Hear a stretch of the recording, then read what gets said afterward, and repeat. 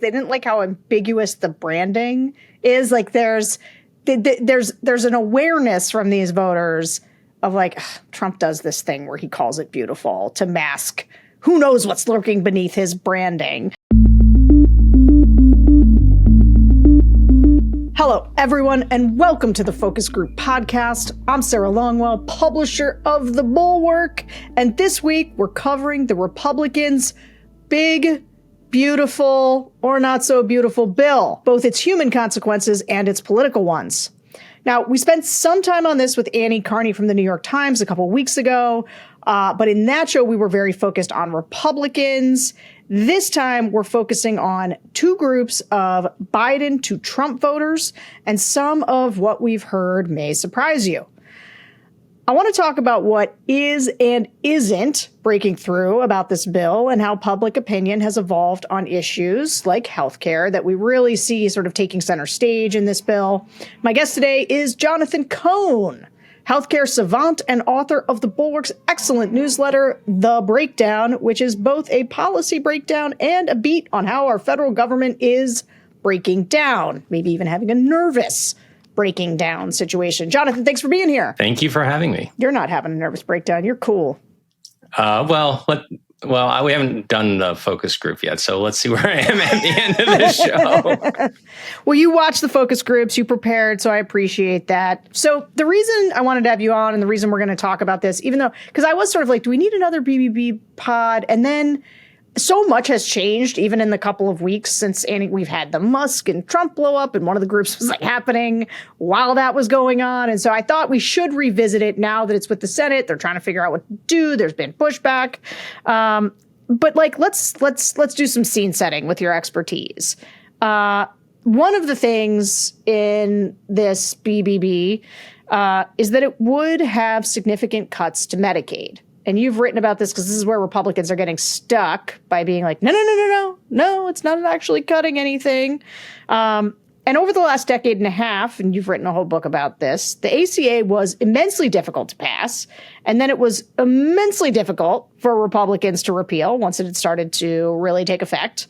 What is it about healthcare that makes it so difficult to move things? And like, I do focus groups all the time. Healthcare comes up. Top issue for just about everyone. Democrats tend to be slightly more trusted on it than Republicans. But like, people are mad about their health care all the time. They're talking about it. It's too expensive. They struggle with the system. And so like, why is this such a difficult political issue? Yeah, I mean, there's a lot of reasons it's a difficult political issue. I mean, the bottom line is healthcare in America kind of sucks in a lot of ways. And there's some things that are really good about American healthcare. If you're really sick and you know, the cutting edge care tends to be pretty good, and there are pockets where you get good care. But even for people who can get the good care, unless you're really, really rich, it's going to cost a lot of money. Insurance in this country, as you know, we're the only advanced economy where we don't make insurance just a thing you get for being, you know, living here and being a citizen. You know, it's this complicated system, and lots of people who don't have health insurance. And, you know, for 100 years, we've been trying to get to a universal coverage system.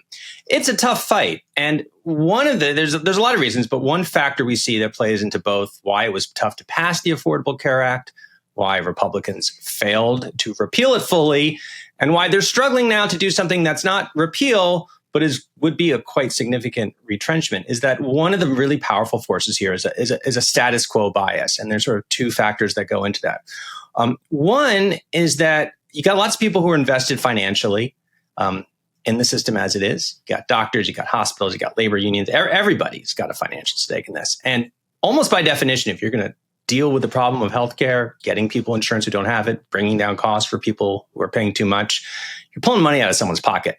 That person's going to fight, and that becomes a special interest fight. So that is there. But then and I think most people realize that when they say, oh my gosh, it's the healthcare industry that's fighting this. That's all true. There's a lot to that. The industry is pretty broadly defined. People tend to think of insurers and pharmaceutical companies. It's also hospitals. It's also your friendly doctor. It's also labor unions. It's a pretty big group. But there's a second factor, which is just a fear of change. This sort of, you know, everybody doesn't like this way the system is. But then once you start to talk about, well, what would you change it to? How would you move it? People start to think about what they do have, what they do like. and they don't want to give it up. And that is true if you're coming from the left or you're coming from the right. This is why the Affordable Care Act looks like the way it does. That whole Obamacare was all designed to, after decades of Democrats hitting their heads against the wall, trying to get to like a single payer system or some comprehensive system. They're like, you know what? People freak out. They think we're going to take away what they have. Let's just build on the current system, the pieces that are in place, and try to make them work better, which, is very complex. And that's why you get a lot of the problems you have with the Affordable Care Act. But then once it was in place, people who got insurance are like, hey, I'm glad I have this insurance. And maybe I'm not happy with it. Maybe it's still too expensive, but I don't want to give it up. I don't want to lose, the extra Medicaid. I don't want to lose my protections for people for people with pre-existing conditions.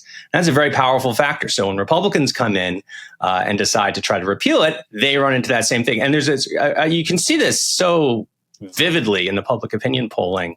The best sort of long-term polling on the Affordable Care Act is from, used to be called the Kaiser Family Foundation. Now they've changed their name to KFF, but you can see it. There's a nice, easy graph. And, the ACA, which includes both this expansion of Medicaid and these new, insurance, healthcare.gov, where you buy private insurance, it's kind of split opinion. And if anything, it's a little bit underwater. More people don't approve of it.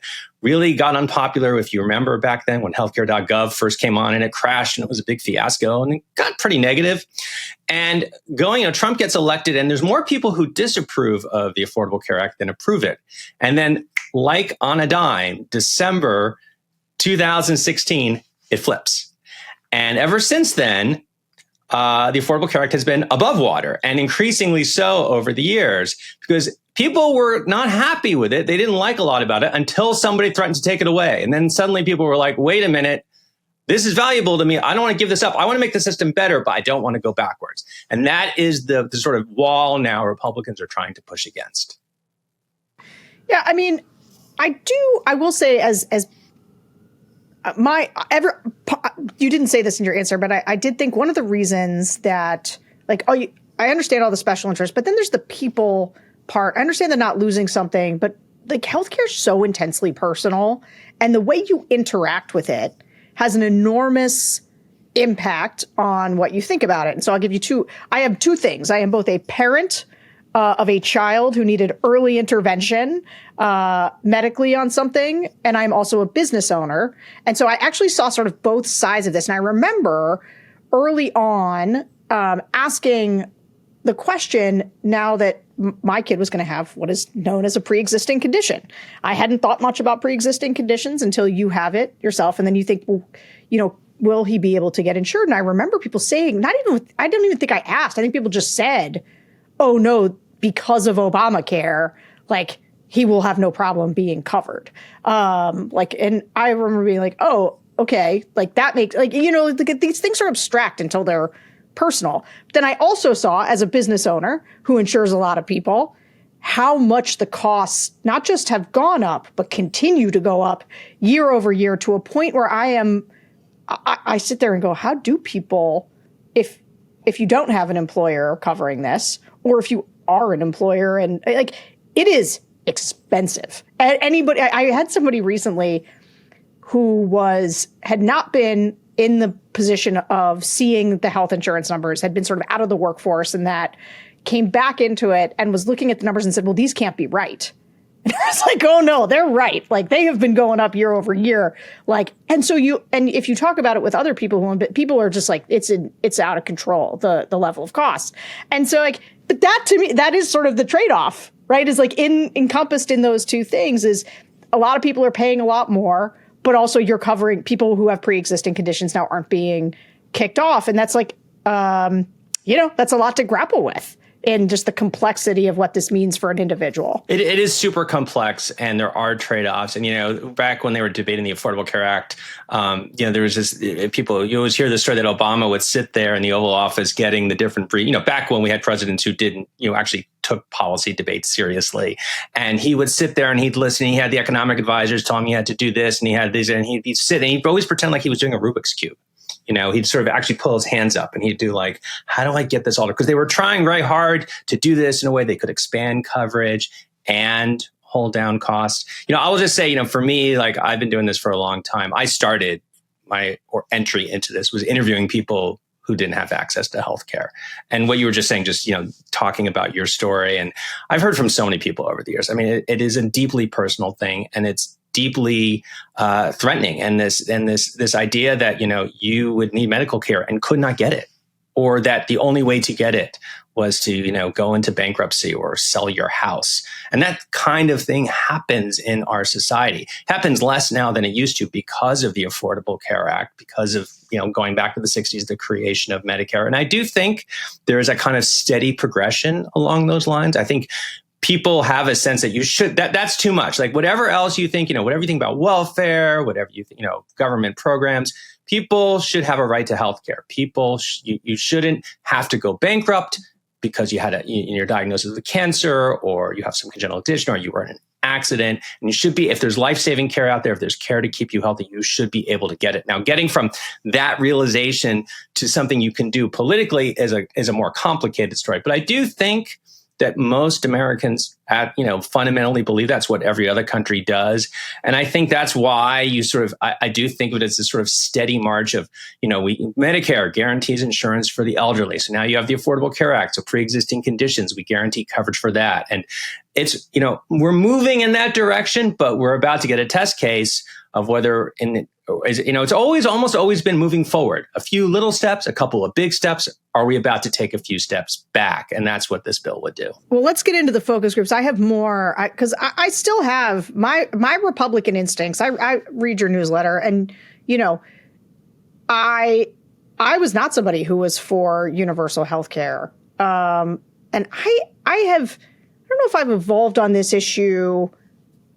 I do worry about our ability to innovate. I worry about our ability to have cutting edge care in this country.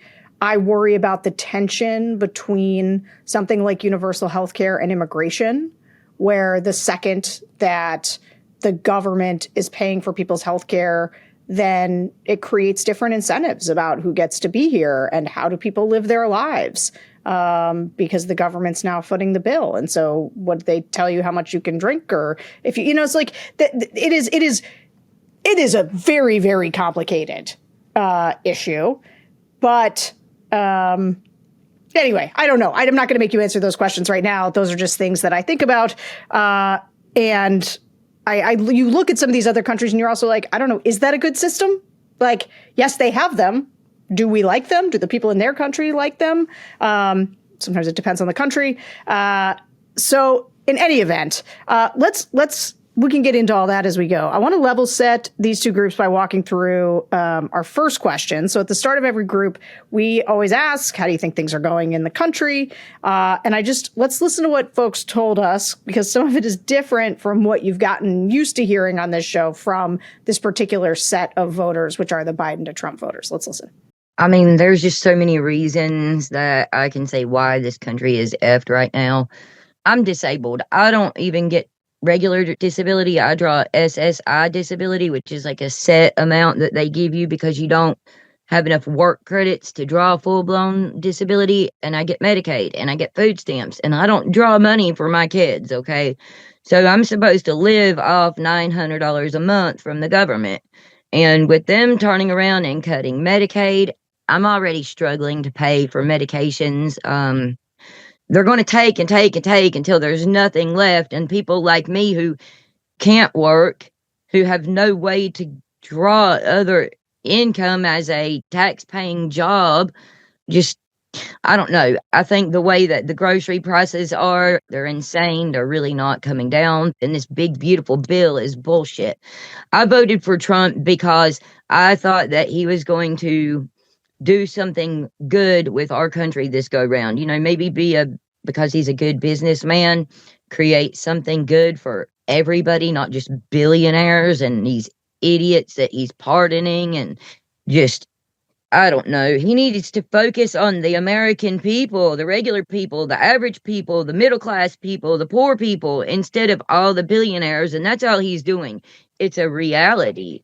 It's hitting me hard, hitting my family hard. I don't get enough money to barely pay my rent and my power bill out of my check.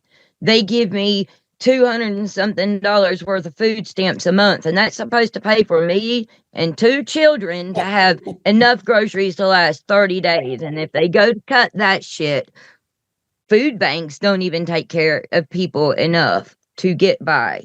The only thing that I think is going semi-okay is getting rid of illegals that are actually illegals that have committed crimes. That I'm okay with. Not okay with the other routes that he's going with that. And I think the only thing that he did right was stop this mess with trans children getting medical and stuff. I'm glad he put a stop to that. And I'm kind of glad he made it a fact that it's 2 sexes. But other than that, you know, I had high hopes for him to do something good. All his promises, he's broke. Everything he said is a lie. I'm sorry. I could talk about this forever. I will shut up. I think the most recent thing that occurred, to end my note here, that should be looked into is the contradictory nature of the big, beautiful bill. For most, it probably seems like it's the end of the world, but I do feel that there is progress based on what we've seen in the past administration. I do see that and feel that progress is being made. It's just going to take more time based on what everyone else is expecting. I feel like Trump's at least been a lot more honest than our previous administration, which is one thing that I do appreciate is the honesty. But at the same point, I'm in logistics, so I'm a little bit more biased with all the tariffs going on. It's impacting my industry directly. So it's easy enough for me to be like, I'm kind of aggravated with that, but I guess we just have to see where that lands. I was kind of a little optimistic, like, okay, well, maybe, you know, there's some things about him that I don't care for, but there's some other things that I was hoping to see some momentum with, specifically like the economy. And I just think it's honestly not going well. Like, so many people are laid off, so many people are struggling, and I just feel like it's across the board. Like, pretty much everybody that I know knows 1 or 2 people who are just kind of barely getting by. And that wasn't always the case. It was a pretty bracing group in terms of what we were hearing from people. I guess I'm gonna set this up quickly by saying maybe don't riot on me, people, but the show is going to go on a bit of a hiatus in a couple weeks, and so we'll be back in early September as we get into the election season for the off-year elections. But this is going to be the last thing you hear from our Biden-Trump voters for a little bit. So we wanted to level set the show, which is their takes on the state of things. But John, what did you think about what you just heard? I mean, I heard a lot of things, and I felt like I picked up the different strands. I mean, first of all, I was able to pick up my general reaction to the Trump presidency right now among this group, which is a lot of disappointment. You hear these more than I do. You talk to more people than I do, probably. They don't feel like people are ready to give up on him yet. There's disappointment, but they're waiting to see how this all goes. On the specific issues, of this bill, some knowledge of what's in there, some not. That first focus group participant talking about her situation, I will say, as someone who covers policy and talks to people, who are in different parts, using different programs. That's a not atypical story of someone who has some kind of disability, is on food stamps, disability insurance, Medicaid. It's funny. We talk a lot about taxpayer dollars and if they're getting wasted and if people are abusing the system. And that's a debate to have. And we can talk about what the numbers show and what we think is happening, what is really happening. I will just say, I do think to put that in context, there's very few people who are on disability insurance and Medicaid. They're not living the good life. I mean, there's not a lot of money if you're in those situations typically. Now, they may or may not, we can, again, whether they really, is there fraud in some of these programs? Is there waste? That's a separate question, who deserves it, who doesn't. But I appreciate the fact that she was pointing out that it's not a lot of money to get this. You're not, you're going to struggle. And a lot of what she talked about, I think, was relevant to which I don't want to get sidetracked right now, but very relevant to the specific features of what Republicans want to do in this bill would actually quite possibly affect her and her situation. So that kind of jumped out at me. Yeah, I mean, her So I do see a lot of people like this in the focus groups who talk about being disabled and the like what sort of federal programs they rely on for their lives. And I think what's interesting to me is that, and I think that Republicans are feeling the force of this with the bill right now, is that a lot of those voters, I think, used to be Democrats or would vote for Democrats because the Democrats were there to say, we're going to protect your Medicaid and your Social Security. And like, that's who we are. And I think there's a lot of voters who are on these programs who voted for them because of that. These voters, many of them now are Trump voters. And actually what I liked about this woman is she was quite articulate about the trade-off, right? Like she was saying, here are the cultural things that I wanted to happen. I wanted him to deport immigrants who committed crimes, although she noted she didn't like the excesses in that, which is a thing I think we do hear from people, and we're hearing a lot of now as the excesses are happening. And we're taping this on Wednesday, where we're sort of, what's happening in LA is very prominent in the news right now. She talked about the trans kids, which I hear that a lot from people. They'll be like, I'm disappointed in all the economic things, but I sure am glad he stopped these trans surgeries, or that he's just defined, biological sex as a one man, one woman. And I'm always like, that's an interesting way to make a trade-off for yourself, because one of them clearly impacts you in a deeply personal way in terms of your life. The other one would appear to not impact you directly, and yet you've allowed you have in your mind a way in which these things almost like a lot of people voted for him because of the immigration and the trans stuff and hoped he would do good things in the economy. And right now, I would say the strain of disappointment you hear from people now is very consistently on the economy. Like, he said he was going to do something about it. He said he was going to lower grocery prices on day one. Things are not getting cheaper, and I'm upset about that. And they do often say, hey, Rome wasn't built in a day. You got to give him time. It hasn't been that long.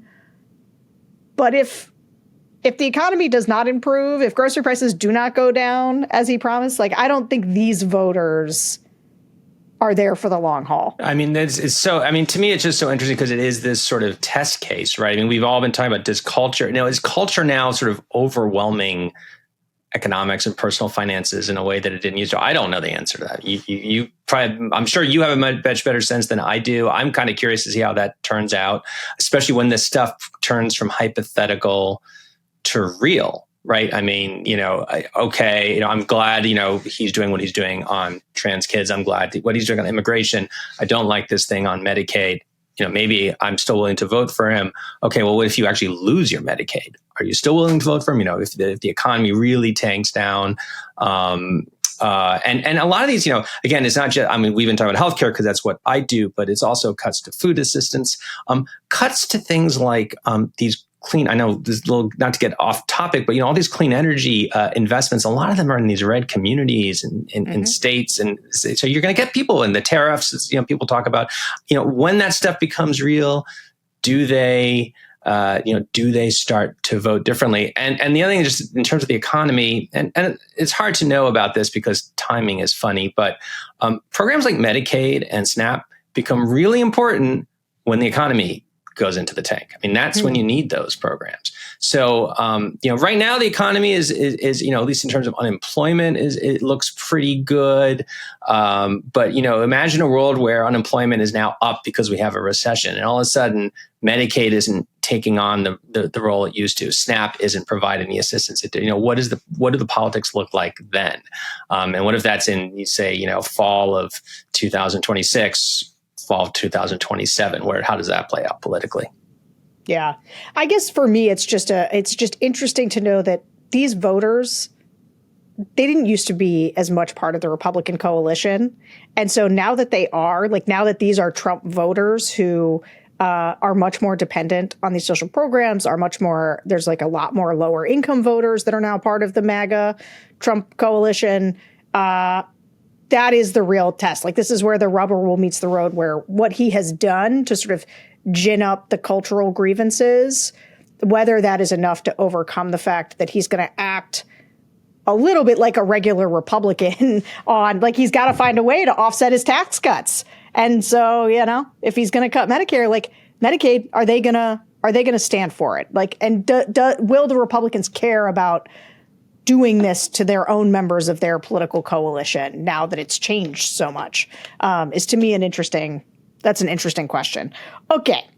So this is a question for you. Outside of the BBB, what is going on right now in the government that people in these groups should be thinking about but aren't? Like, what did you feel like just wasn't on their radar or you didn't hear come up?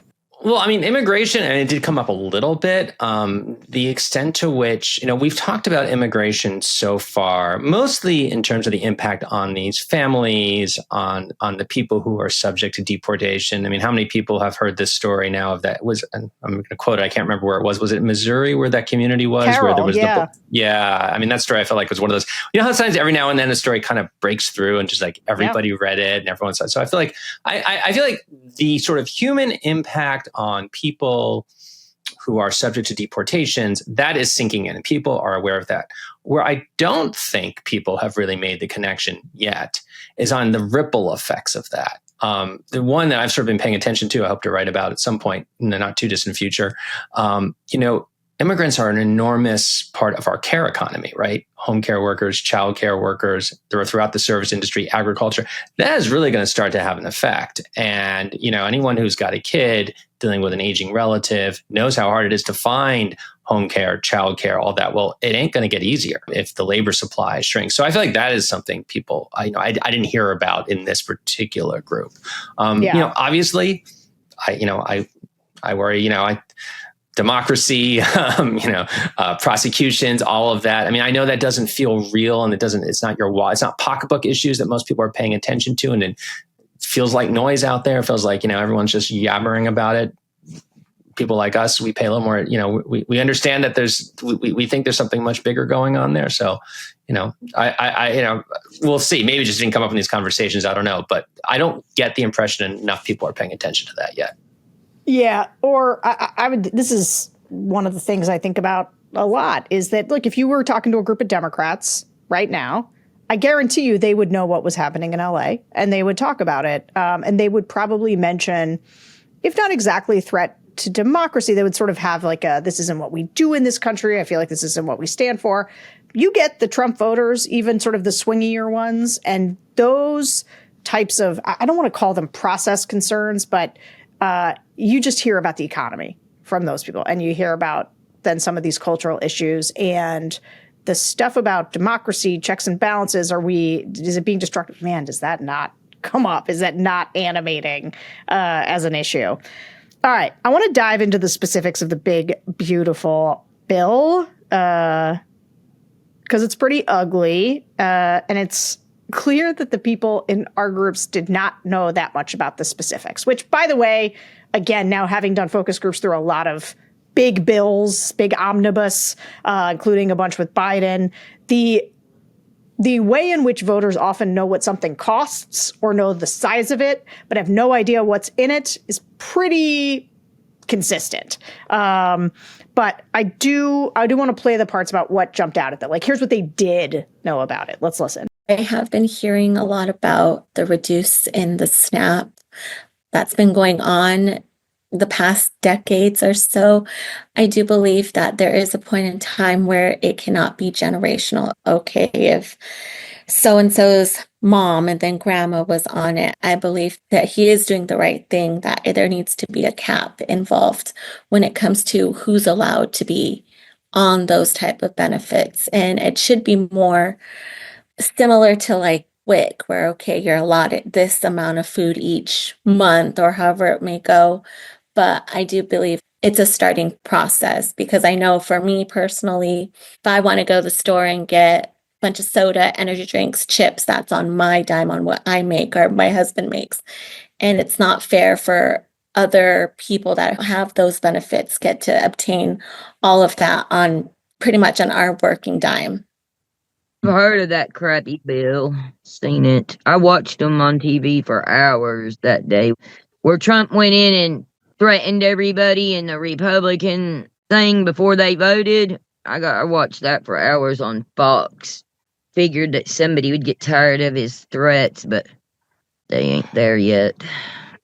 I think that doing away with Medicaid, the immigration piece, I mean, it's all part of like a larger like campaign to like stick it to just honestly really like the working class and like middle class. I feel like it's a vendetta. Like, some people are like, oh, it's really not. No, it is. It's that serious. Like, I think that there is an intentional thing happening to starve the working class community as well as even the middle class. As long as you're not a billionaire and you depend on someone else to pay your bills through either working, through assistance, through disability, you are at the whim of the government in many ways and whatever company you work for. And I honestly think a lot of these programs are there to make it very hard for working class, for the poor, for Black people, for anyone who checks the other box.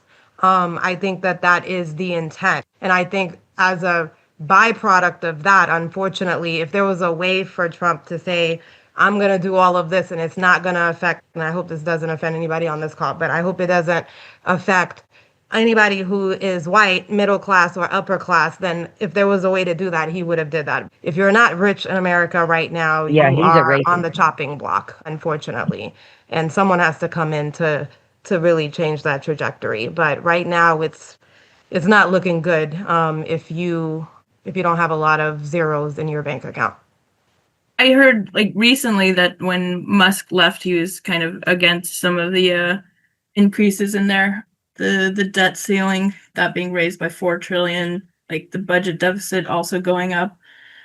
I guess some of the stuff that I've seen that maybe would be good, like no tax on Social Security, no taxes on tips and overtime.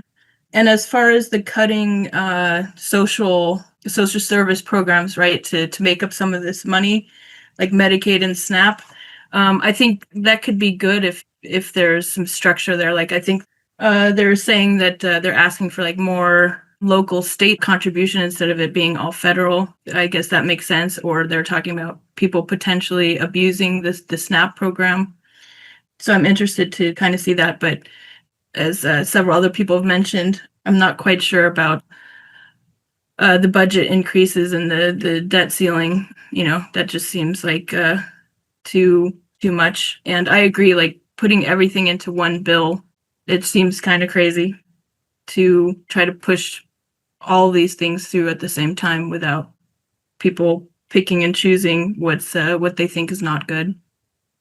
I think it's got a lot of good elements to it, like that puts more of the responsibility for SNAP on the states. There's more of a requirement for Medicaid. They're getting down on that, which I think has been kind of out of control the past few years. So more requirements for Medicaid, I think, was good. And also the overtime, no taxes on overtime and tips, I thought was good too. So overall, I know it increases the national debt, but I think if we get some of these programs like under control, it'll eventually even out. I haven't looked into it a lot outside of hearing the no tax on overtime and Social Security. Those are the main ones that I've heard. So I like that idea, but I haven't heard much else on it. So there was a poll that came out this week from The Economist that had support for this bill about 20 points underwater. And I think maybe Joni Ernst's, well, we're all going to die. So what can you do? Comments reflected the challenges that Republicans are going to face in sidestepping the problems in this bill for voters.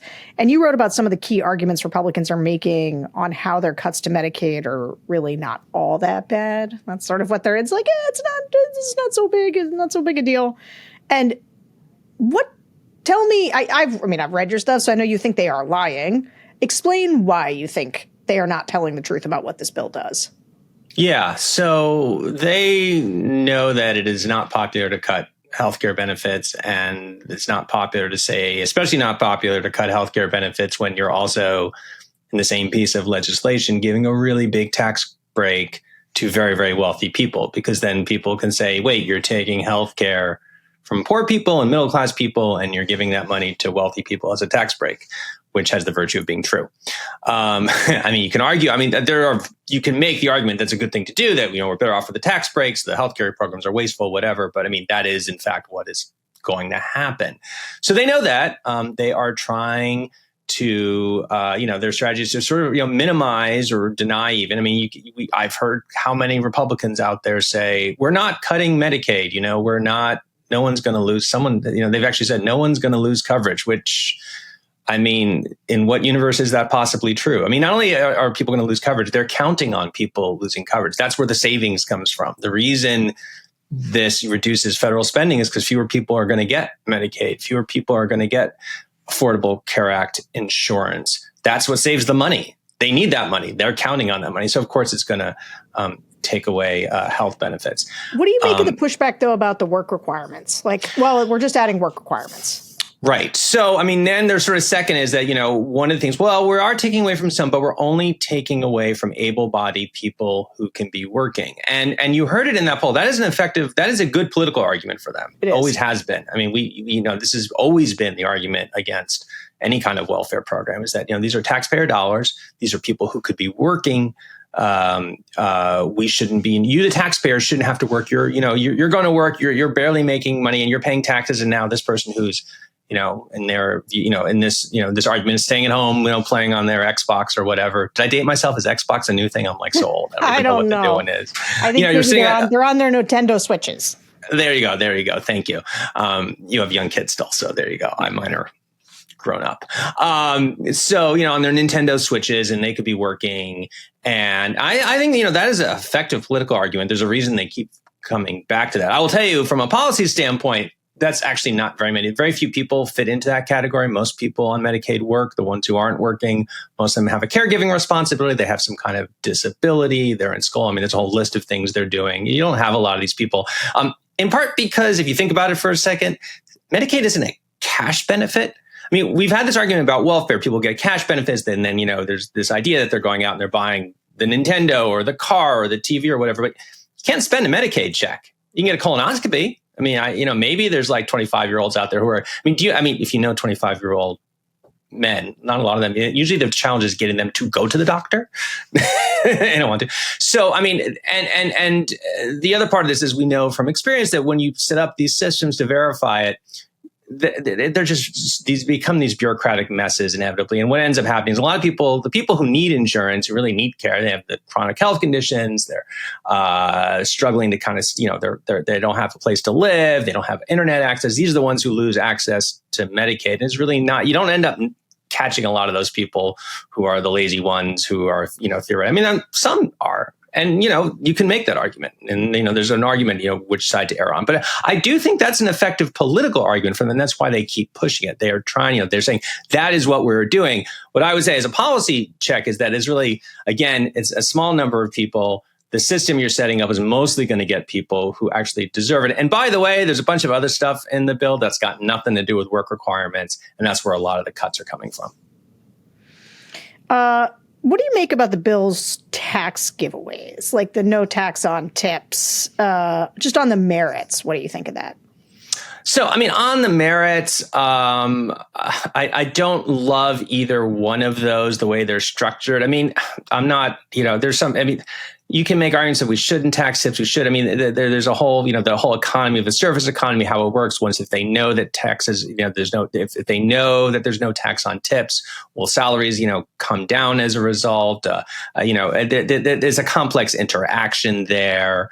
And Social Security. There's the question of long-term Social Security solvency. What should we be doing about it? So I don't love these ideas on the merits. I will say, listening to these focus groups, that was the thing that sort of hit me the most, was that I have been thinking as someone who covers more on the benefit side. So I'm more thinking about SNAP. I'm more thinking about the healthcare. I'm thinking about those clean energy credits. That obviously, I do think these tax breaks are popular. I think the question for me, I'd be interested to know what you think, which is, I think one of the most powerful arguments Democrats have in this debate is that this is sort of we're cutting healthcare to give tax breaks to the rich. And I think that works because it plays into people's preconceptions of who Republicans are, for better, fairly or not.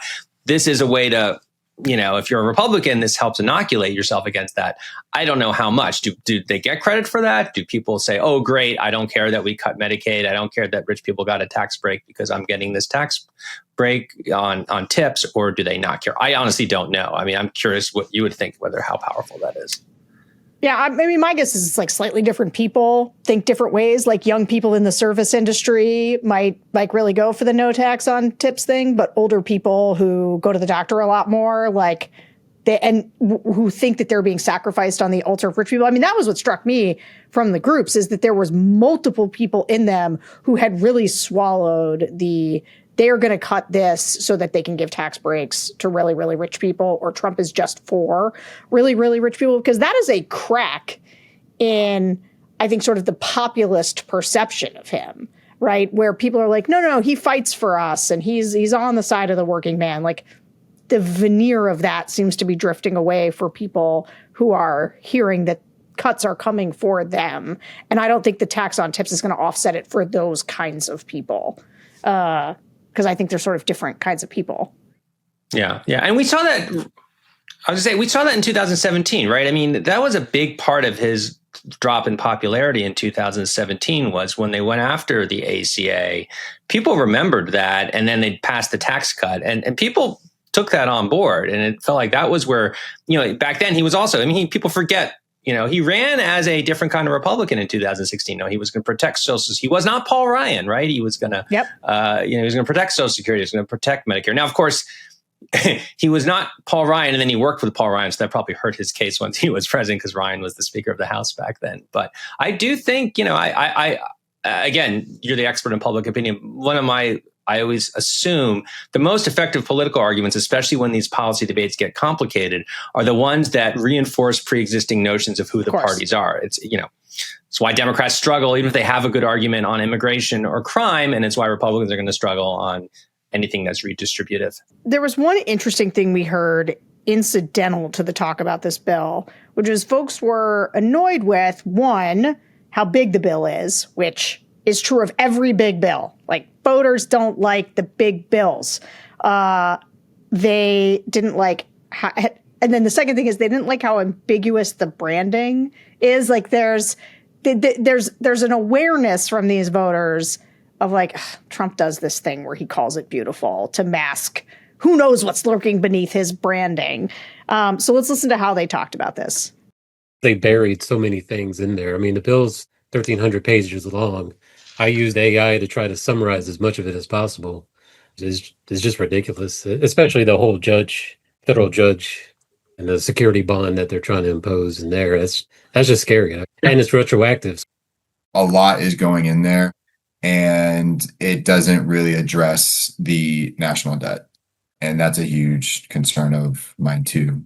And I know this is so shallow level, but just like giving these big bills these names, like I don't know what's up with that big beautiful bill, Build Back Better. I don't know why they like the letter B, but it is just annoying to me.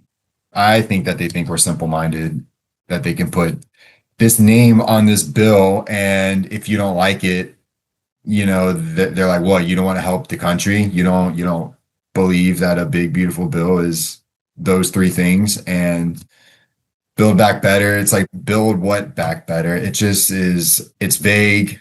The media takes it, runs with it, and throws it around like this is what it is. Accept it. I just don't think enough questions are asked about it.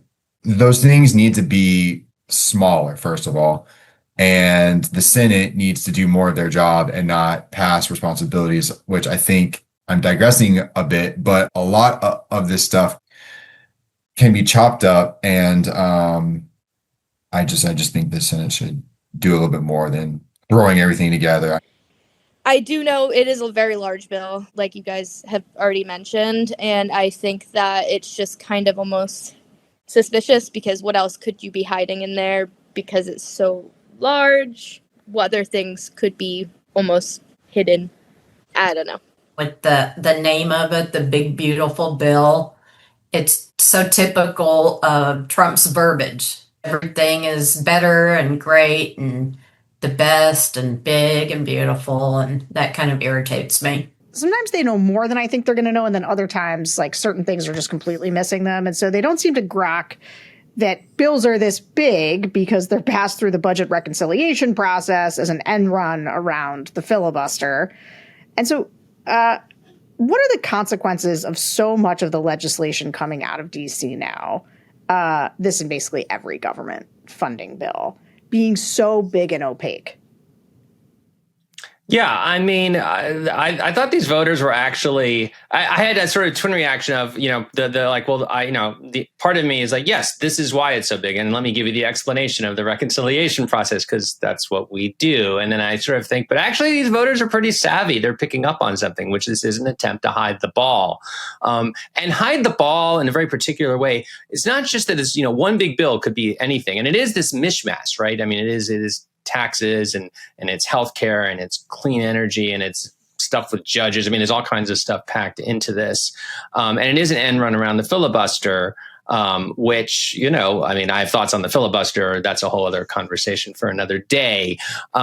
But this is also, I mean, even by the standards of modern Washington, where we get these big bills, this is lightning fast to move something through. And this thing, I'm a little bit obsessed with this, but I mean, there's been, the House voted on a bill for which there was no language 5 days before. There was no normal committee process. There was no, I mean, and that is new. That is a new thing. I use the example of the Affordable Care Act, which ironically was trashed by a lot of people for being hatched in secret. I think a lot of Democrats, talk to Rahm Emanuel about that. He wishes it were hatched in secret quickly. I mean, it took them forever and all these committee hearings and frankly hurt the bill's popularity. We can argue whether it made for a better bill or a worse bill, but everything that was in there was known because it was out there in public for months and months and months. This thing is going to go from, we're in a world where quite possibly this massive bill with this huge cut to healthcare, this huge change in our clean energy incentives, a big change in food assistance, complete, blowing up the debt and deficit for the sake of these incredibly large tax cuts. We're going to vote on that for a bill that did not exist in writing. There was no language, 2 months before, which is nuts. And I think people are picking up on the fact that, wait, what is in this? Now, I think Republicans are doing this in part because they think that is the way to get this thing passed. And they might be right. It's true. Speed helps. There's a great quote from Lyndon Johnson from when they were doing Medicare, and he was trying to get them to pass Medicare, which, by the way, had been debated for years. So it wasn't like it was a new thing. And he has this great quote, and he talks in that, I can't do a Lyndon Johnson accent, but, because he used to record all his phone calls. So we have the recordings, and he's talking to his aide on Capitol Hill, in which he says, well, tell him, don't let it sit out there because, my legislation's like a dead cat out on the stoop. And the longer it sits, the more it smells. And you can look it up on this. You can Google it. It's like on the LBJ library. And that's true. So, they're moving quickly. But the other thing that focus, that excerpt you just played that really occurred to me was that focus on the Senate and the fact that they might pass it. They might get what they want, but they got, senators, members of the House running in the midterms, very, very well discovered that they get held responsible for that. The same way, in 2018, 2010. Yeah. I think that's right. I was thinking a lot about the shellacking with this. All right. As we wrap up here, I want to leave everybody with, I don't know if it's a bit of schadenfreude. That sounds sort of JVL-ish, but one of the thing that happened, now, of course, we're taping this on a day where Elon is sort of walking all of this back. But the day that we were taping this focus group, it took place the afternoon that Trump and Elon were just like melting down all over Twitter and tweeting at each other, into oblivion about the big, beautiful bill. Like that was at the center before Elon called him a pedophile and said he was in the Epstein files and said he should be impeached. The main fight was over this bill, which is, I do think, one of the reasons that you hear a certain amount of real concern about its size is because Elon's been really just hitting that idea that it's too big. It's going to cost too much money. It's going to raise the debt. And so most of the group at the time, though, had not heard about their breakup. Like this was happening in real time. But let's listen to how one of the guys talked about the breakup and how both groups talked about the legacy of Doge more broadly. I know that Elon wrote something on his social media platform that he owns, funny enough, as Trump has his. But that he said he's in the Epstein files and that's why they haven't been released. Have a good day, Donald. But then Donald addressed in like some sort of presser in his office. He was saying like, yeah, he said some things. I've done a lot for him. That's a shame. I'm sure personal attacks will come next. As far as Doge goes, there was a lot of cuts, and everyone's like, great, let's do it. Let's cut the budget. This is beautiful. That's what we want. But we also just raised the debt ceiling, I believe, by like billions of dollars or trillions, maybe. I have to double check if it's the B or the T. But like, okay, why are we doing that? Why do we need to do that if we're cutting money? You know, like, so what's the point? Their wall receipts is just all lies. I mean, from the very start, being a technical person, I can see there used to be able to inspect the website and see the contract numbers. You know, all you had to do was look them up and see that they listed like the same contract 3 times. You know, each one was $80 million, and they claimed, oh, we saved $240 million. Well, that contract only paid out 100,000, so you didn't save anything. You didn't save anything at all. So everything they're doing is all BS and all lies, and they haven't found any like corruption. Now they're focusing on getting rid of people's Medicare and stuff because they don't have anything else to go with. You know, finding corruption, finding corruption. They haven't found any corruption. So things like that. I was hoping that they can fix the military paying $20 for a 10-cent bolt, but that's not going to happen with Hexef in there. Dude, Elon's always kind of rattled off on his X account about various things. It's always kind of been a little strange, I thought. Even bringing him in to the Oval Office, I thought was kind of bizarre. Now, I think Trump tried something new, and that was great, but now he's seeing that was possibly the wrong decision.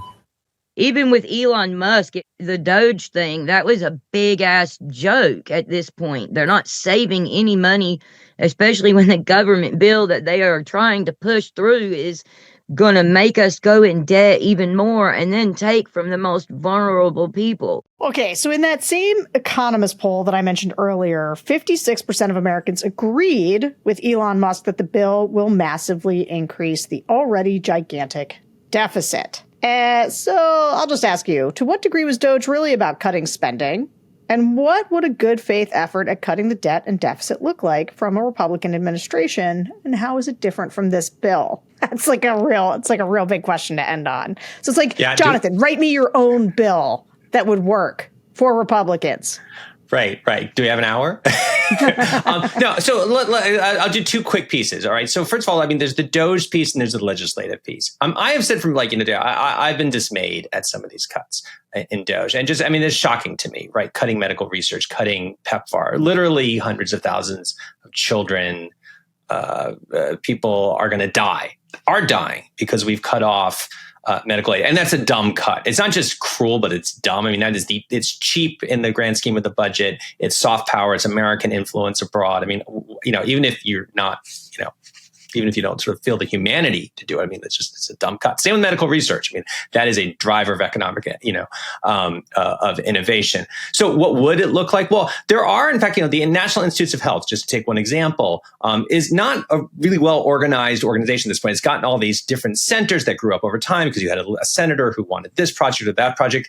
Lots of really smart ideas for reorganizing NIH and how you would do it. And the Republicans Trump could have come in and said, I want to reorganize NIH and make it more efficient, truly more efficient. And I want to change the way we fund programs so that we really kind of put money into sort of more promising lines of research. And you do that in a way that doesn't halt studies that are out there just because you don't like them. And actually, takes advantage and doesn't just mass fire all your experienced people who, by the way, are the ones who know how to save money, how to make it more efficient, how not to have corruption. So, I mean, that to me is what Doge would have done. There was a wide opening for that, and it would have gotten support. The abundance crowd would have loved that. Like a lot of this was like the kind of stuff they're talking about. So you can imagine a version of that. Can I just stop you for this? Because this is what I never understood. Is like if Trump had come in and be like, I want all of you to cut 10% of your budgets. Like you come to me and tell me how we're going to cut 10% of our budgets. Like that would have been an interesting experiment to let all the people with a lot of expertise come up with the way that they were going to make their own programs more efficient. And like there would have been some complaining or things like it. But it is so weird that it was crazy when it happened, but now looking back with a little time to think about it, it was like, no, we're just going to take this 40-year clinical study of, heart disease and halt it that we can never get back. And then when people looked up and said, oh, wait, that was a bad idea. Or like, we're going to fire all the nuclear scientists. It's just like, I can't believe actually that Americans seem to understand, as I've been listening to them talk about Doge, that it's a little bit of a joke. Like they understand that it didn't do that much, but they still like the idea of it. And so it's wild that they couldn't take advantage of the goodwill of people who really wanted to see them cut something and do it in such a way that now everybody's like, oh, well, that ended up being a clown show. Yeah. Yeah. I mean, I think the two things going on there were, number one, I think most of these folks, a lot of them, I'm not going to name names because I don't know them individually that well, but I think for a lot of them, it isn't actually about making government more efficient. It's the spectacle, it's the fight, it's the shaking things up, right? I mean, that's just, they like it. Silly right? me trying to come up with an actual solution. You're right. No. Yeah. No, because so the second one is I do actually think there was like a theory behind this, and maybe Musk thought, I don't know about Elon Musk, certainly you see in the tech world, these sort of break things, and then we'll rebuild it. But that doesn't actually turn out to be a great strategy a lot of the time. Even, I don't remember the exact wording of the quote anymore. It was Mark Zuckerberg quote originally, right? Move fast, break things. Break things, right? Break shit. Yeah. Break shit. I don't know. Do we say break shit on here? I guess we do. It's an adult podcast. That's right. It's not a family publication, to quote Ben Bradley, supposedly, and all the president's men. My journalist, and what got me into journalism when I was a kid. I just dated myself. But if I remember correctly, Zuckerberg years later kind of walked that back a little bit. He said, actually, like if you have people who have expertise and you have like institutional knowledge, you don't want to get rid of that. You need that. You want to tap that. And we need a more nimble civil service. We need to reduce duplicate, and it's not easy, and it's frustrating, and it's hard. But in some ways, that's sort of the point here, which is that governing is hard. And if you have serious people come in and want to do it the hard way, you can make changes that are both productive and can last. And I just don't think that's of interest to this crowd. I think you're right. And I will say, for those people who've been listening to this show and been very frustrated with these sort of swing voters, I do feel like slowly, like it's not going to happen all at once, but I do think slowly you're just hearing more and more frustration with the fact that the central thing that they wanted, which was lower prices, isn't happening. And the stuff that is happening, with the exception of a few hot button cultural issues, people are kind of like, I'm not sure this is what I want. And so we'll see where it goes. But the fact that, and I don't know if you want to get into the prediction business as we close, but do you think that the fate of this bill is that they're just going to jam it through? Or do you think this ends up sitting out there like the cat on the stoop while the Senate tries to, because now that Elon has come out as hard as against it as he had, even with the reconciliation, you do see a lot of people concerned about the price tag, concerned about all the stuff that's in there. And by people, I mean, obviously they jammed it through the House, but it feels like the Senate's going to have to take a slightly more responsible tack on it. So like, does it make it? What happens next? So I try really never to make predictions because I'm really bad at it. And I just, so can I give the two variables? I think that'll determine the three variables. So number one, I think how much, the right feels pressure, the sort of fiscally conservative, the hawks feel like this is too much and sort of press on it. I think there's tension on the other side, on the left. I mean, we've seen this from Josh Hawley, who's been very outspoken against Medicaid cuts. And there's so many red states. And if this has to go back to the House, which presumably will, there's so many red districts where their constituents are going to feel it. So that's a variable that I think, how much pressure do they feel? And that's a variable in part because I think there's still time, not a lot left. But, go back to 2017, the protests, the sort of you remember Jimmy Kimmel back, he did a whole thing on his late night show about it, really got people paying attention to the bill. So, I mean, it's whether or not that sort of pressure mounts. And, then, where Trump comes on there, Trump is interesting on this because he wants the bill, he wants the tax cuts, he wants the bill, right? More than anything else. He wants to say he had the big, beautiful bill that was the most important piece of domestic legislation ever in the history of the United States of America and maybe the world and the galaxy or whatever it is he's going to say it was. I think the bill passes. Okay, I guess I am going to make a prediction. I think the bill passes because Republicans pass tax cuts. It's like the one thing you can set your watch by. The question is, what else is in the bill? How much do they sort of, Is it have a less impact on the deficit? How much does it cut back on spending cuts? Of course, those two things are a little bit in tension. The people who want, what does Elon Musk do? He wants to cut spending more. What does Josh Hawley want to do? He wants to cut spending less, in effect, although he doesn't call it that. So, where those things meet in the middle, I don't know. I think they pass something, but I also think for that very reason, the fact that passing something is, there's a lot of the dials here matter.